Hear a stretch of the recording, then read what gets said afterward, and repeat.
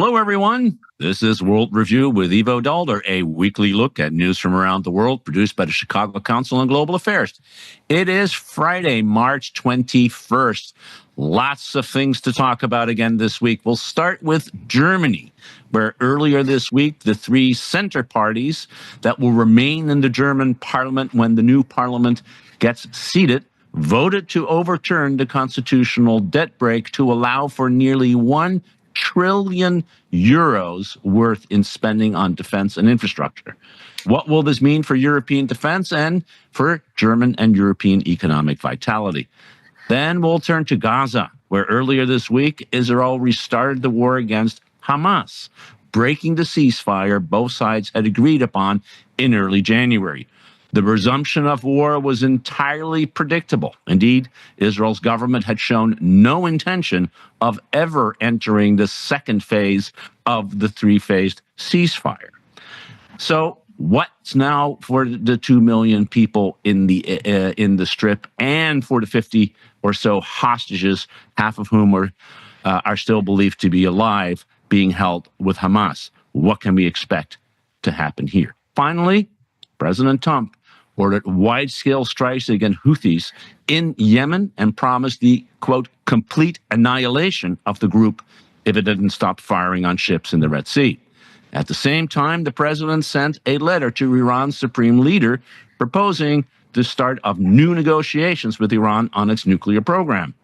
Is this all part of a smart, integrated strategy, or are we seeing different strands of the kind of chaotic, uncoordinated action that has characterized so much of this administration's approach in the last few weeks?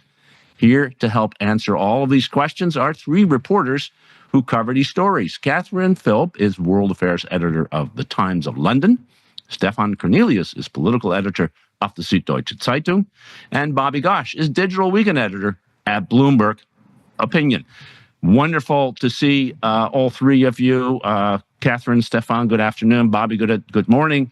Stefan, let's start with you. Really, if anybody 4 weeks ago had predicted that Germany would break the deadlock on spending in the way that it did, I think everybody would have said, you're crazy. And yet here it happened. 4 weeks after the election. A fundamental change in German policy when it comes to making available the kinds of funds you need for revitalizing the economy and really spending on defense. How big a deal is this? What made it possible, and what impact will it have on a new government that will shortly be seated and start governing? Yeah, hi, Ivo. Well, big questions, big week, big decisions, lots of money, all courtesy to Donald Trump. This is what's happening in Germany. It's a trillion euros, which are actually to be spent due to the fact that Germany realizes that it is in a deep mess, defense-wise, but also in terms of its own economy. And the decision to now change the constitution to amass a higher debt and be able to borrow money had to be taken quickly, because the old and outgoing parliament has the necessary 2/3 majority from center parties. And this majority will change the minute the new parliament is seated, which will happen next week. So time was of the essence. And today actually was the day when the upper chamber, the Bundesrat, voted with a 2/3 majority to change the constitution. So the constitution now is for a one-time period changed and opened for that higher borrowing level. Still, it's not sort of a catastrophe for German economic or for German financial stability. The country still has a debt ratio of 62.4%, which is not that high. Let's take the US in comparison, 124%, or the UK at 95% of GDP. So that's a sort of a rational figure you can work with. The big question is, how do you spend it? And so the new government now is forming under the presumed leadership of Friedrich Merz, and this new government is, as we speak, negotiating about the terms of its coalition agreement, about the way how to spend it, where to cut probably, where to sort of shift and allocate new money within the budget. Major operation, lots of domestic debate. But in the effect, this has a huge push effect for the European Union, for its defense industry, for its ability to react to presumed American withdrawal, or at least less American involvement in European affairs. And that's mostly with regard to Ukraine. Now, yesterday, the EU heads of government and heads of state met at Brussels for the regular summit and sort of talked things through. Rather astonishingly, I mean, they all have big words, but little action was taken. They agreed on just 5-point-something billion of euros to allocate for Ukraine at this immediate moment. It's not a lot of money compared to what's needed from Ukraine, but I think this is what we see now. At the same time, the European Commission has published its white paper, a defense white paper for the first time, which is mostly a procurement or a defense industry white paper. It is mostly about how Europe can basically shoulder its own defense industry. A big issue, because the market, their companies, they are splintered. This is a kind of a fractured field here in Europe. Lots of national interest, lots of government money behind it. Competition mostly between France, Germany, and UK on who gets the shares. And my guess is this will be the biggest problem to overcome now. Getting beyond those national egos and those national interests and focusing on the concentration of EU defense capabilities or defense building capabilities, because the procurement industry really has to focus. They have to concentrate their forces and to get the same kind of power, the kind of ability to build now fast and scaled, which they haven't been able to yet. Until then, it'll be still the American defense industry, which, funny enough, will pay for the European needs. So by sort of withdrawing its, presumably withdrawing its partnership from Europe, the US at the same time benefits from that situation, because for the next couple of years, the focus will still be at buying American defense goods, mostly F-35s, or we're talking about Patriot missile systems, other sort of daily use things. But as we sort of see that problem, there's also a huge debate coming up now whether this is a trustful thing to do. Can we trust the US in procuring F-35s without pulling the trigger, or without sort of leaving us go dry on, let's say, repair cycles and tools or parts which are needed in the future time? So the question of trust is quite core right now, and it cuts both ways. The US industry will feel it, the US government will feel it, and definitely the Europeans will feel it. But the German signal right now, 500 billion for defense, 500 billion for infrastructure, is huge. It's so much money. It's already making European partners uneasy, because it's shifting the balance of money in Europe. And Germany, once again, is growing to become a kind of a financial hegemon here. Never has been a good idea in European history that Germany peaks out that strongly. And right now, I guess we will have to wither through. And the trust thing also comes back to the German government, the next one, Friedrich Merz. I think he will invest a lot of time in European trust building and joint European decision making on this, because that's at least his conviction that Germany can only be as strong as its European partners will be. Stefan, that's a great overview, and it raises a whole bunch of questions. And Catherine, one of which is sort of the last point that Stefan pointed to.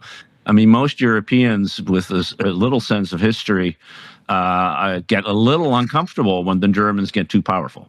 We remember when German unification was first raised back in the 1980s, that Margaret Thatcher, together with François Mitterrand, strongly opposed the idea of German unification because of the history and so how, seen from London and seen from your reporting, are you hearing people being worried about a Germany that may be too weak until now, but maybe getting too strong down the road? Well, at the risk of speaking for Stefan, I would have to say that probably no one is more worried about Germany being too powerful than the Germans themselves. I think that Germany is sort of much more kind of guilt-ridden about its past than anyone is on its behalf. And that's, you know, a sort of national trauma that the Germans have much more than the rest of Europe. I think for a long time now, the rest of Europe has wanted Germany to step up and is much relieved by this. So there's that. But I also think this one critical thing that Stefan raised that is absolutely central to all of this is about this issue of trust and procurement. And it's about trust, but it's also about capacity. So for a long time, if Europe wanted to spend money, yes, it was trying to give contracts to European weapons manufacturers, but also to the US. And part of that was keeping the US engaged in European defense. And what does that look like now? So not only is this, are we looking at this notion that can the US be trusted as a member of NATO? It's also, can the US be trusted as a partner to procure weapons from? And certainly, I think in German minds, this is uppermost, and indeed in Canadian minds too, and elsewhere in Europe, this issue of, does the US have a kill switch? Can it essentially turn off your weapons if you buy them from it, if it doesn't approve of the way that you're using them?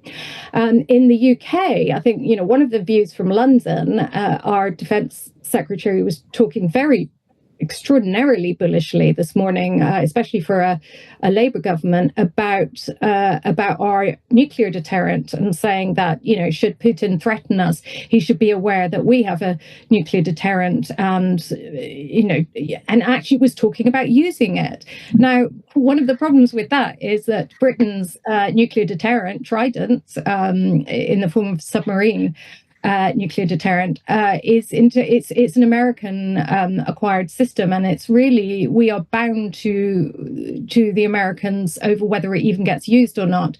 The French went a different path. The Gaullist philosophy was that you should be completely independent and not rely even on that. So the French have their own entirely independent nuclear deterrent.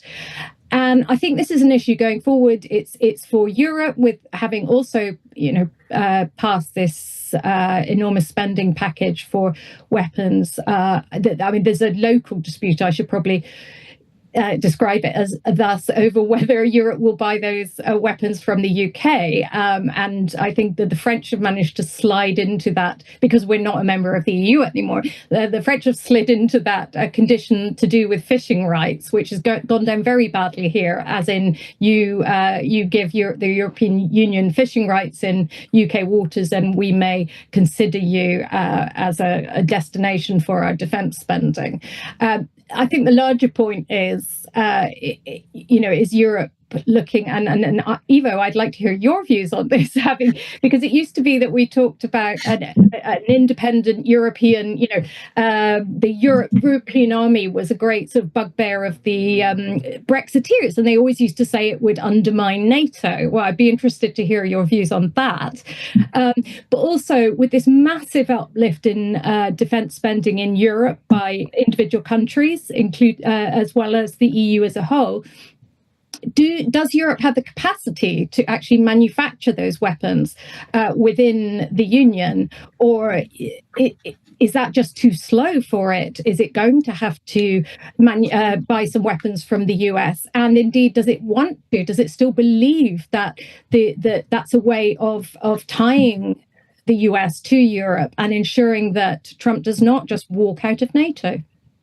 Yeah, I think that's you raise two really big points, and before throwing them to Bobby, just on this question of where the United States lies when it comes to the issue of European defense. I mean, the U.S. has created a system very deliberately over 75 years that integrated European defense policy and European defense capabilities within a U.S.-dominated system that we wanted to dominate, and we insisted on dominating.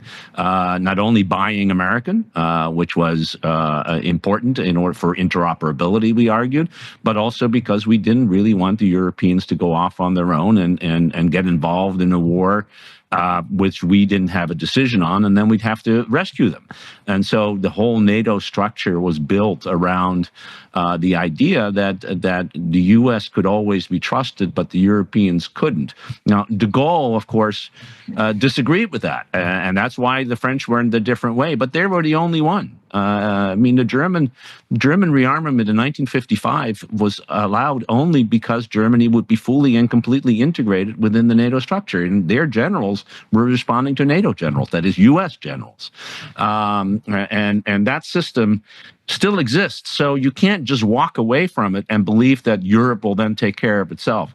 So it's not just an armament issue; it's also an operational and issue that exists. But Bobby, I mean, I think both Catherine and Stefan raised really important issues of trust. I mean, ultimately, alliances between different countries can only work if you trust each other. And that trust now seems to be completely broken to the point that the Portuguese, for example, are saying, well, maybe we shouldn't buy F-35s because it's not clear that the F-35 will work when we want them to work. So how do you see, what is the response you think the Europeans should have? And frankly, is this a debate that's happening in the United States? Is it understood by the administration that this is part of the debate, as they want Europe to defend Europe, because that's the goal? I mean, the last question is easiest to answer. No, there is, to the extent that I can peer into the minds of the folks in the Trump administration, there seems to be no understanding and no interest in that debate at all. There's very little concern about how the Europeans are feeling about it. I'm curious about, frankly, how long the European consensus holds around this idea, or how long before trust between intra-European trust, how long does that hold?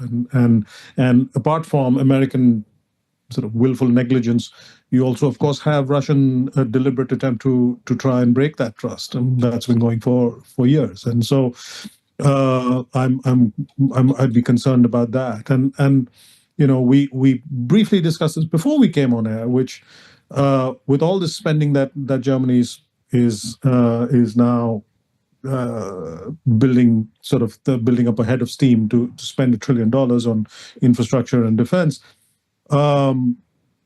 Stefan flicked at the whether they have the capacity to spend that money quickly in time to build the kind of infrastructure and defense capacities that they need. There's also a question of, okay, so they have $1 trillion. If you spend it, will they come? I mean, who's going to build these build bridges, and who's going to build the plants that will create the tanks and missiles? Do they have the human capacity for it? And I think the short answer is no, they don't. Where will that capacity come from? Given the resistance to immigration from ex-European countries, it follows that a lot of the people will have to come from within Europe. So then Germany becomes potentially a kind of drain for other European countries. You have an flight of talent from Portugal's and Spain's and France's in the direction of Germany, where jobs are being created and opportunities are being created because all this money is being spent. That creates frictions within Europe. That creates sort of strains on trust. So I think we're just at the start of a series of challenges that we can see some of the things, but others around the corner, and we don't even have a clear line of sight of the new crises that will erupt because of all this spending. On the surface of it, it sounds great. The Germans are going to spend all this money. Their infrastructure has been creaking for a while, needs to be upgraded, and with Russia being aggressive, and with the Americans backing away, it makes sense for them to spend all this money on defense. On the surface, that's all great. Then you begin to sort of drill down into how this money is going to be spent, who's going to come and work in these giant projects, how quickly can the money be, and suddenly you have secondary, tertiary, and other questions that need to be answered, and those answers are not very clear to me. Actually, if I can add one sort of, to me, decisive point, and we haven't touched on that, we are talking about money spent for defense, and there's a reason for it, because Europe feels threatened now by Russia, and we all estimate, NATO does estimate, that Russia will be able to start a major campaign against NATO territory probably in 2-3 years' time. Will this new European defense money translate into defense resolve, into being able to fight? And this is something entirely new for Europe. Europe always was led to fight under American leadership, and there was a clear decision-making process and a clear decisiveness behind that kind of threat, or behind the ability to deter. And Europe really hasn't practiced this kind of joint resolve, and we might really want to watch whether it leads to unity or disunity. And to me, right now, directions point much more to disunity. Just yesterday at the summit, we saw the Spanish prime minister stepping out and saying, listen, we got our own problems, we can't spend money, and I don't want to be a warmonger. That's what he said. So this is about the level of debate we're facing now. Yeah, I would also add to just adding to Bobby's point. Not only do you need labor for infrastructure and building defense capability, you need labor for soldiers. You need people in the army, and the British Army now doesn't even fill Wembley Stadium. All right, it's 70,000 people. That's not what it used to be, and of course the German Army can't even get to the 200,000 that they're supposed to get. 200,000 is clear. It's not clear that any of those 200,000 will fight in the way that a modern war needs to fight. And that's another sort of problem. I mean, I think Pedro Sanchez, the Spanish prime minister, is not only saying it because that's what he believes, it's probably what he's saying because that's what his people believe. And so another real challenge here, the strategic culture isn't there, the labor market isn't really there. Money is great, but it's only a start. Now, I just to end on this, without money, nothing happens. So at least that is forthcoming in most places, not necessarily in all. And a positive footnote, there's one additional soldier now on the books. It's Prince William, who was in Estonia today, manning a tank and showing off. So at least So I mean, it's the British Army plus Prince William. William. That's good. I'm glad. Maybe Prince Harry will come back too if it comes to this. He actually has real combat experience, having fought in Afghanistan. Catherine, I won't put you on the spot on the royal family's fighting prowess, but I will put you on the spot on Gaza. In some ways, the resumption of war was probably the least unexpected event of what's happened in the Middle East in the past 3 months. It was very hard to see how this was not going to happen, but it's happening at a level and an intensity that is truly extraordinary, and with the full and unquestioned backing from the White House. Unlike in the Biden administration, when Israel was backed, but it was always, but we need to get to a ceasefire, etc. All of that language seems to be gone. So you've reported from this part of the world for many, many years. Sort of help us understand why the ceasefire broke down and where you think this is heading. Sure. Well, I mean, let's start off with why that ceasefire ever came into being. It was arm twisting by Donald Trump and his envoy for all purposes. It now seems, Steve Witkoff. He's now, he does the Middle East, he does Russia. So he's the golfing buddy who's suddenly broken into the diplomatic sphere. So essentially, Netanyahu's feet were held to the fire by Trump, who wanted a kind of easy win as soon as he got into office, back into the Oval Office, to show that he had some bargaining power and that he was able to broker these, so-called peace, and this ceasefire, this very complicated ceasefire, was agreed. And I know of no one who thought it was going to smoothly progress to the second stage. And first stage involved the release of hostages by Hamas for a temporary ceasefire, and then it was to move to the second stage, which was going to involve the withdrawal of all Israeli troops and concrete motions towards a full-blown and permanent peace. And that's where we have stumbled. The breakdown was preceded by some pretty, flashing red lights that it was going to happen when Israel cut off aid to Gaza, followed by electricity.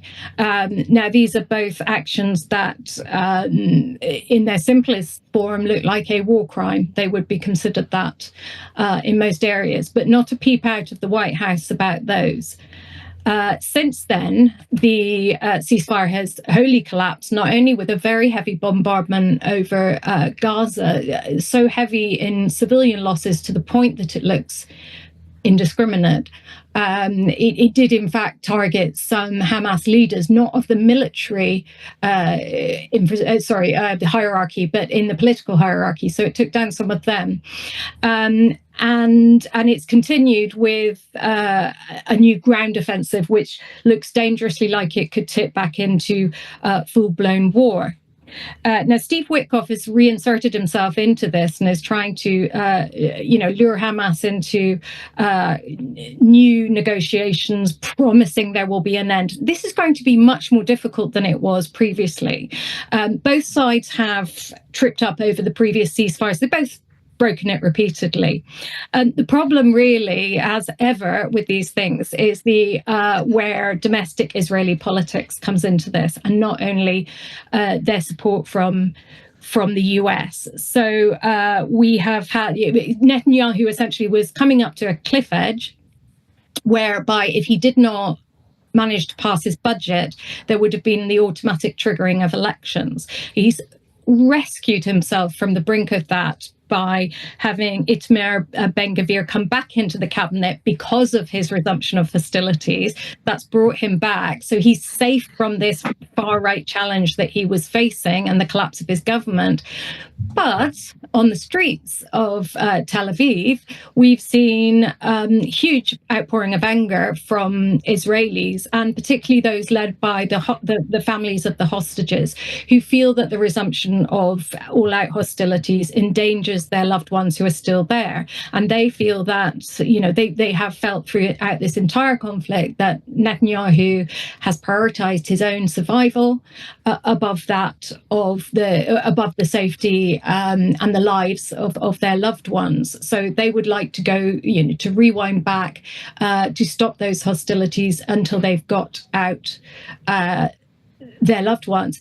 I think it's interesting to note that were it not for the presence of the hostages there wouldn't be much of a peace movement in Israel currently. The events of October 7th, 2023 were so shocking that they really, that there is very little opposition to what's actually happening in Gaza on its own, the carnage essentially amongst Gazans. And, having covered it, I would say that that's partly to do with the fact that Israelis don't see what we see. There isn't the kind of coverage of it. So I don't think it's necessarily born of a callousness or anything, but there's been a dramatic narrowing of the information space in Israel. And so you would have to go elsewhere to see what we see. At the same time, Netanyahu is so essentially the charge against Netanyahu is that he wants to keep this war going, that it suits him. He obviously is facing a legal procedure, a legal process over his own corruption charges that could see him also out of office, that he doesn't want to take responsibility for the failures that led to October 7th. We've seen resignations within the security establishment. And the most recent target of Netanyahu's ire has been the head of Shin Bet, which is the Internal Security Service, whose head he is gunning for. And so some people see this resumption of war as also a bid to kind of distract attention from that, as well as his own legal difficulties and his own need to please the far right. But if that is the case, then it's really hard to see where this conflict ends at all, if Netanyahu's survival depends on it continuing. Yeah, I think that's the $1 million question, Bobby. I mean, both sides, because I would also think that so long as Hamas has hostages, they know there's going to be pressure within Israel on Netanyahu. Both sides are gunning for a continuation of the conflict at the expense of the 2 million people who happen to be living there. Which, of course, the president of the United States has said this should be moved to other countries. And I wonder, with the resumption of war, do you think there now is going to be a bigger pressure to say maybe we need to think about emptying out Gaza, ethnic cleansing, whatever you want to call it, in order to find a way to end this war? How do you look at it? Well, I certainly expect the President Trump to make that case over and over again, but whether the Egyptians and the Jordanians will be happy to take 2 million Gazans is another matter, and whether the 2 million Gazans will want to go to Egypt and Jordan, knowing full well that they'll never be able to come back, is another question. Again, I am sort of I'm keeping my eyes out on what's going on in the Middle East, in the region, as the Arab states try to absorb the implications of the resumption of hostilities, and particularly in Saudi Arabia. I think, to the extent that Trump and Witkoff have any leverage that they care to use over the Israelis, it was this notion of that had been attempted by the Biden administration of dangling a possibility of normal relations with the Saudis as a bait to bring the Israelis to some sort of an agreement. The resumption of hostilities makes that even less likely than it was before. I don't think the Saudis will want to even discuss the possibility of normalizing relations with the Israelis now, and so that goes off the table. And what does Witkoff offer the Israelis as any kind of sweetener for a negotiated deal? I can't see it. This will obviously upset the Egyptians enormously. They have invested the Egyptians quite a lot of sweat equity, but also their own sort of status and prestige in the Arab world in negotiating this ceasefire. The fact that it has now gone out the window, and mostly because of Israel's because of Netanyahu's decisions, that's got to leave the generals in Cairo looking pretty bad. So my eyes are on Cairo and on Riyadh and places and places like that much more than in Washington. And what was interesting to watch is that actually, since this idea of the U.S. taking over Gaza emerged, the Arabs started to really focus on what do we do in a post conflict Gaza. The problem is you can't get to a post-conflict Gaza until the conflict there ends, and there's no real way in which it seems to end. Stefan, seen from Europe, of course, Europe's got, you have another war going on in the middle of your own continent. Europe has never, at least not as long as this conflict has been going on, had much of a stake, much of a role. I think it does have a humanitarian stake and a legal stake in this conflict. But the resumption of war has that. Is there now a renewed debate in Europe, perhaps, on thinking through, are there steps that Europe can take, sanctions-wise or others, to indicate its displeasure, or is the real question. No, there's too much going on here. Let Steve Witkoff figure that one out. In fact, the more he spends in the Middle East, the less damage he'll do in Ukraine.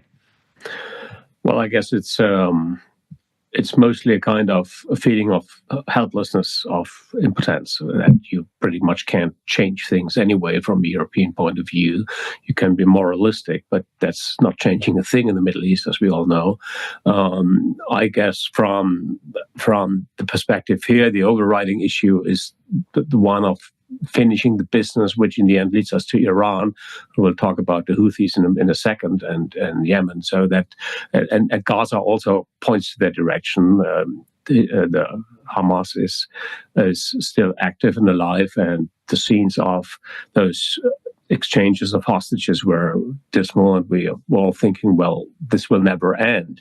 But the other one is that Netanyahu is really, again, pressing us to rethink our relations to Israel, because what's now basically building up is another attempt to continue the war for mostly, or probably at least some parts, domestic reasons, and the budget and the constitutional crisis, which is looming again over the Constitutional Court, the limiting of its powers, and the firing of the domestic security chief.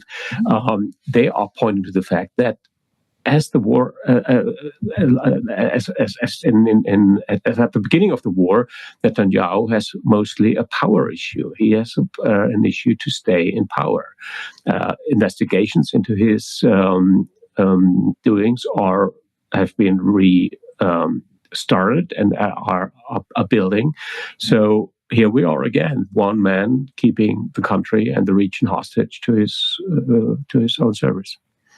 Can I ask a question of Stefan? Stefan, is there daylight in Merz's position on Israel and Scholz's before? Well, probably not as much between Merz and Scholz, but rather between Merz and the Greens and the foreign minister Baerbock, who was a little bit more nuanced in her dealings with Israel. Scholz never made a secret of his staunch support for Israel. Germany has no reputation to lose anyway, because it's lost in the region. And so I don't see Germany mingling in. Now, Merz's only public record which he has uttered since he was elected is that he would be happy to invite Netanyahu into the country and overcome all kinds of obstacles the International Criminal Court put on him for traveling and for being arrested. So this is now on the record, the new chancellor saying, well, I'm basically siding with Netanyahu on this. I guess he will not get away that easily domestically. Public opinion is totally different to that. There's not that much support left for Israel in its position and its inability to find compromise and to go the diplomatic way or go a more peaceful way. So Merz probably again has to eat his own words. Bobby, Stefan rightly mentioned that Iran looms behind all of this, as it always does. This week, of course, the U.S. started significant strikes against the Houthis. I guess there are two big questions. One is how significant are these strikes are actually going to make a difference? Because it's not the first time that the United States has been striking the Houthis. And secondly, how do you see this as part of a larger play on Iran? I keep thinking that there is a real opportunity here for the first time in a long time for some kind of real negotiations with Iran, if the United States were interested in conducting those, which this letter that the president supposedly sent to Supreme Leader Khamenei indicated he was interested in doing. At least gave him a 2-month deadline, apparently, in order to respond positively to that. So how do you see what's happening in the region, both with the Houthis and then the larger Iranian issue? Well, the letter's interesting. The Khamenei came out today in his Nowruz televised speech and said that, this is not how you get any kind of traction with us. If you threaten us in this way, you're not going to get anywhere. So quite belligerent and not unexpected. the Iranians have been signaling for a while that this is not how they would like to be approached. And frankly, with the nuclear enrichment having made the kind of progress it has, I think the IAEA says they have enough material at 60% enrichment for 6 or 7 bombs, and capacity to ramp that up quite quickly. The Iranians, at least the hawks in the Iranian administration, will feel that they're in a stronger position than they were. Also, the regime, let's not forget, let's remind ourselves, if they don't have enmity with the United States, then they don't have any reason to exist, practically. The old revolutionary fire has long since burnt down. They don't have much achievement to show their own people. Generations of whom have now experienced nothing but life under this regime. And any opportunity they get, they try to resist the regime. So if it wasn't for this message of us against the world, then the regime would have nothing to offer their own people. So ideologically, as well as tactically and strategically, I don't see them making much progress. Now, targeting the Houthis is obviously part of this pressure campaign. The Houthis are the most powerful and most potent of Iran's many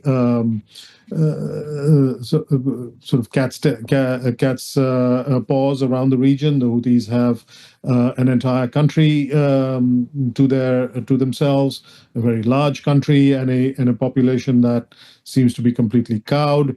They have access to weapons, quite sophisticated weapons now from Iran, including missiles that can strike quite a long way from Israel. And they're sitting alongside one of the world's most important trade routes and the ability to strike at shipping and therefore strike at global commerce in the way that even Hezbollah and Hamas, even at the height of their powers, never had. So the Houthis are a really serious threat. But they have shown that they have the capacity to absorb quite a lot of damage. They have not really had normal relations with the wider world at all, ever. And they have not had a normal functioning economy again, pretty much at any time since they were in charge. So there's much less of a downside for the Houthis than there was for Hezbollah, for instance. So for the campaign that we've seen, just a sort of ramping up of bombardment, I can't see that moving the needle very much with the Houthis. In fact, if anything, it sort of adds to their prestige in that world of being now the primary combatant on that side of the ledger. They are America's prime enemy, and that confers a certain kind of slightly macabre prestige on the Houthis. So I can't see this really moving a needle a great deal. There is no interest in any party to try and put boots on the ground. The last time that was tried by the Saudis and the Emiratis and that Arab coalition, they got quite badly mauled by the Houthis. So no, I can't see this moving the needle at all. Not unless Trump is willing to contemplate a much larger military program, and there is absolutely nothing to suggest that he's interested in doing that. Yeah, Catherine, it's a pretty bleak picture, both on the Iran side and the Houthi side, though probably a very realistic one. The Brits, of course, were part of the anti-Houthi coalition. I don't believe that they've been part of the recent strikes, but I may be wrong. You may know more about that. But how you mentioned the defense secretary talking about nuclear weapons and Putin. A big fear for Europe has been for a very long time the nuclear program by Iran. And so an interest, presumably, to try to curtail that program. How does London look at the events in the last week? I think with a bit of nervousness and a bit of helplessness. I mean, Europe has, Britain, France, and Germany were part of the E3, or were the E3 who were also trying to talk to Iran and negotiate, even after Donald Trump pulled out in his first term, pulled out of that 2015 nuclear deal. And as far as I can see right now, that they've sort of continued to doggedly stick to that formula, even though it may be grossly out of date now. And they have even recently been trying to explore ways that they could bring Iran back on that. I mean, I think part of the problem with for resolving this is that what Trump has said in that letter that he sent to Iran is he's sort of threatening something that I don't think most of us think he's actually willing to do, because, you know, he's very much, this has been part of his whole campaign promises, not to involve America in new wars, to get out of the forever wars in the Middle East. So I think that there's possibly more danger of military action from Israel than from the US, and that's still that's still extant. But it's obvious that this would be the moment for Trump to try and do this. Obviously, Hezbollah is is very damaged. Hamas are very damaged. There is less room for them to hit back, but there's no convincing opening. And I think the point that Bobby made there, that what's the point of the clerical regime if they aren't in conflict with the US? That's really important to it. It's almost existential. Their oppositional relationship to the US is almost existential. So in a sense, they need to keep that bubbling along. There's not much in total rapprochement for them. It's a pretty big picture, Stefan. How do you see? You see an opening with regard to Iran? In some ways, the Iranians are the weakest they've been since maybe 1979, or certainly during the Iran-Iraq War, having lost their biggest deterrent vis-a-vis Israel and Hezbollah. And of course, the Israeli strike of last October turned out to be quite effective when it came to the air defense system around Tehran and other places. How do you see it? Well, this is exactly the opening point, and from what my sources tell me, and if you put together other indicators like actually the phone conversation of President Trump and President Putin just a couple of days ago, where the communique of the Americans, in the end, the final paragraph stated that they talked about Iran and were agreeing that Iran should be curtailed or should sort of be controlled. So there is movement. There's a lot of movement with the Chinese on board, and the base observation is, as you say rightly, Ivo, Iran has never been that weak, that exposed for a long time. Syria as a sort of stumbling block on the way to Tehran has fallen, is under control. It was never that easy to hit Iran. And from my knowledge, there are ongoing conversations whether Iran should be offered to transfer the nuclear program into IAEA observation on neutral territory, just to keep enrichment going for civilian service, and deprive the country sort of on an orderly basis of its ability to build a bomb. If not, and that's the threat, they might face consequences, and it has never been that easy to bomb those facilities. And so whether this is the big picture, which is unfolding behind all of that scenarios, remains to be seen, but it is definitely one of the bluntest moves I can envision right now, with probably the most, or sort of the least threatening consequences right now, at least militarily, because Iran is exposed. And now the ball is on Tehran's court, and they have to decide whether regime stability and is a higher goal than preservation of the enrichment abilities, and whether there can be a deal. So Trump sending a letter, the Chinese bringing them into three-party negotiations with the Russians, Trump talking to Putin about Iran being a threat, and sending those signals to the Houthis, and having Netanyahu sending the signals to Hamas again, bombarding Gaza again. It might add all up to a major picture which we see unfolding in the course of the year. I think we have two things to look forward to. We have the Bobby picture, which is there is no incentive on the regime to do this, even if there is a positive on the economic side. And I think not that I'm not making these arguments, but I'm making those arguments by identifying with what you said and Stefan's argument that this is the time for a negotiation. We'll have to see which one it is. To Stefan's point on, I was struck, of course, also on the communique of the Putin-Trump call, which actually didn't mention Iranian nuclear weapons. It mentioned Iran's threat to Israel, which I thought was very, very interesting. And in fact, in my case, since I'm worried about the nuclear weapons, worrisome.